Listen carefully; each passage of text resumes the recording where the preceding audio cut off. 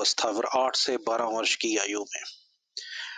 बाल्यावस्था जो है वो जीवन का एक बहुत ही महत्वपूर्ण चरण माना जाता है। इसमें बच्चे का शारीरिक, मानसिक, वैज्ञानिक और सामाजिक सभी पहलुओं का तेजी से विकास होता है। ये स्टेज ऐसी है, बाल्यावस्था कहते हैं इसे, 8 से 12 साल की। बच्चे इस ना तो पूरी तरह इस स्टेज में बच्चे बाल्यावस्था में ना तो पूरी तरह छोटे रहते हैं और ना ही ज्यादा बड़े होते हैं। साइकोलॉजिकल रेडल के अनुसार इस समय को उसने सबसे महान, बच्चों को कभी-कभी सबसे बुरा व्यवहार करने वाला कहा जाता है। जो सबसे महान होता है वो भी शरारती होता है। इसलिए माता-पिता को अनुशासन को गंभीरता से लेते हुए बच्चों का मार्गदर्शन करना चाहिए, गाइड करना चाहिए। स्टैनली हॉल के अनुसार ये जो एज है 8 से 12 की, ये मानव जीवन की एक अनोखी अवधि है। इस समय मस्तिष्क लगभग वयस्क आकार तक पहुंच जाता है।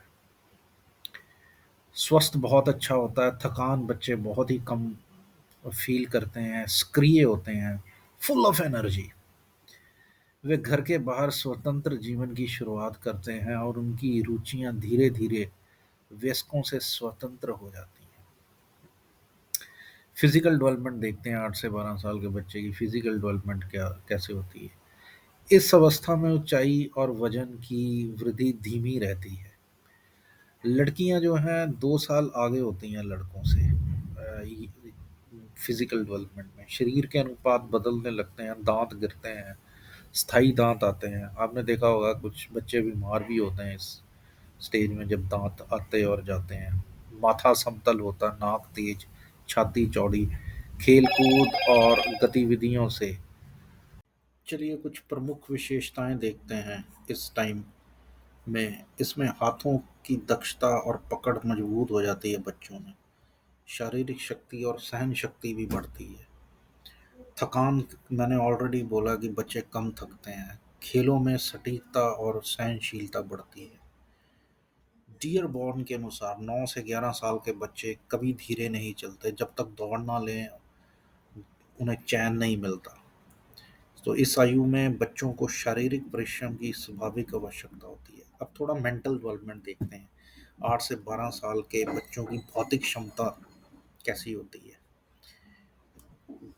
जो भौतिक क्षमता होती है वो तेजी से बढ़ती है।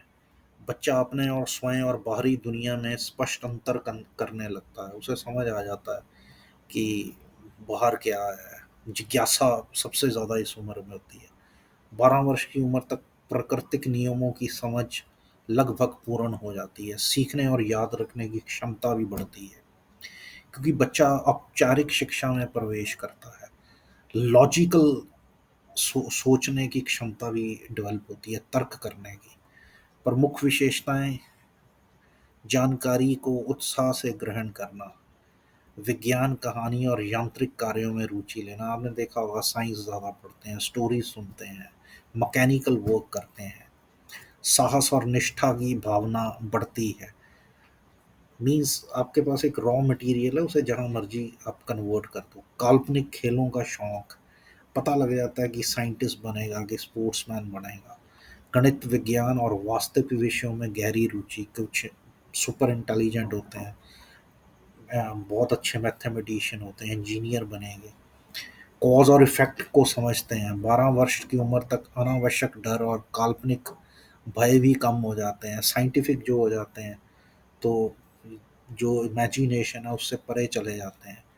जर्नलाइजेशन, सामान्यकरण और तर्क करने की क्षमता अधिक हो जाती है। चलिए आगे इमोशनल डेवलपमेंट। चलिए इमोशनल डेवलपमेंट में भावनाएं जीवन को इनके रंगीन बनाती हैं। भावनाओं में आप काफ़ी चेंजेस देखते हैं। इसकी कुछ प्रमुख विशेषताएं इस प्रकार से हैं। बच्चा धीरे धीरे अपना भावनात्मक व्यवहार को नियंत्रित करना सीखता है। इमोशन को कंट्रोल कैसे करना। प्रतिक्रियाएं कम बिखरी हुई और अधिक परिष्कृत होती हैं। भावनाएं बिना वस्तु की उपस्थिति के भी व्यक्त होती हैं। पॉइंट नंबर 4, बच्चे बहुत जल्दी दूसरों की भावनाओं से प्रभावित हो जाते हैं।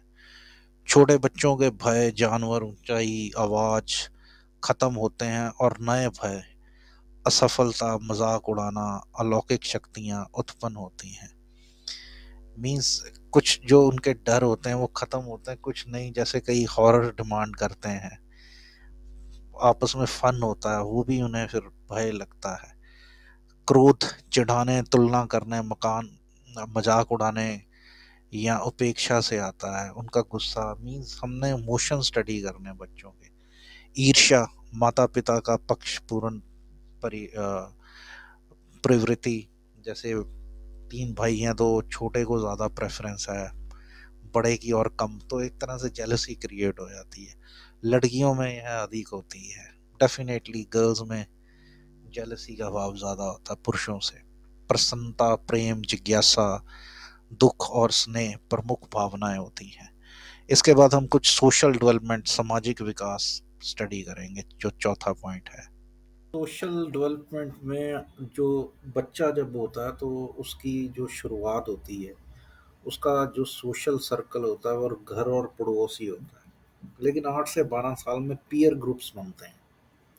तो इसकी कुछ क्वालिटीज हैं। बच्चा अपने लिंग के अनुसार दोस्त बनाता है। लड़का है तो बॉयज के साथ ज़्यादा इंटरेक्शन होती है, गर्ल्स है तो गर्ल्स के साथ। स्कूल और घर दोनों जगह अनुशासनहीनता बढ़ जाती है। बच्चों में बड़ों के मानकों को ठुकराने की प्रवृत्ति होती है। एक पॉइंट नंबर 4 था, गैंग एज भी आ जाती है। अपने जो साथी होते हैं उनके प्रति ज़्यादा वफादार होता है इस उम्र में। लड़के ज़्यादा रिवोल्ट करते हैं और जो लड़कियां होती हैं वो अधिक विरोधी और अलगाववादी, सेपरेटिज्म गर्ल्स में ज़्यादा होता है। लड़के जो हैं वो विरोधी ज़्यादा होते हैं।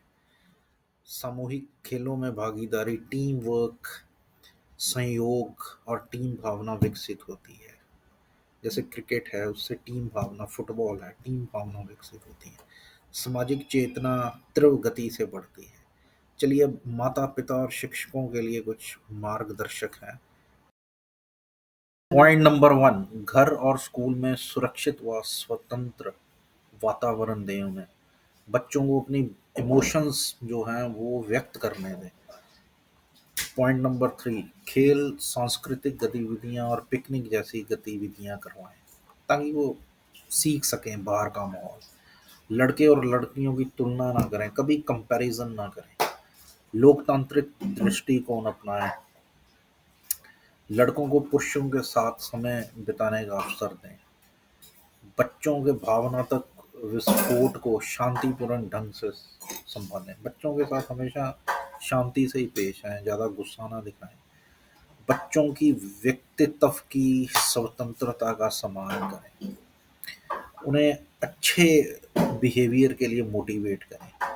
उनके पीयर ग्रुप्स को महत्व दें, जो दोस्त हैं उन्हें महत्व दें। बच्चों को स्थानीय समुदाय की गतिविधियों में भी शामिल करें।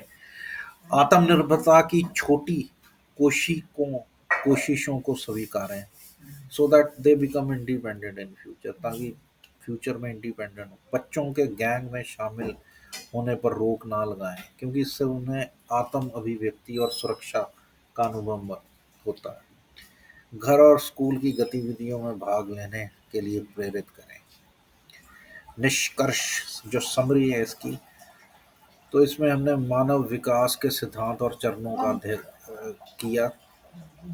8 से 12 साल के जो बच्चे हैं उनके शारीरिक, मानसिक, भावनात्मक और सामाजिक चेतना, इन सब का हमने डिस्कशन किया। सामान्यतः जो लड़के हैं वो शारीरिक खेलों में श्रेष्ठ माने जाते हैं, जबकि लड़कियां सूक्ष्म कौशल जैसे चित्रकारी, सिलाई, पेंटिंग आदि में श्रेष्ठ मानी जाती हैं। भावनात्मक तौर से लड़कियां ज़्यादा स्ट्रांग होती हैं। Thank you. वीडियो को शेयर करें, लाइक करें। कोई क्वेश्चन हो तो मुझे कमेंट में लिखें एंड मेरे चैनल से जुड़ें और अधिक जान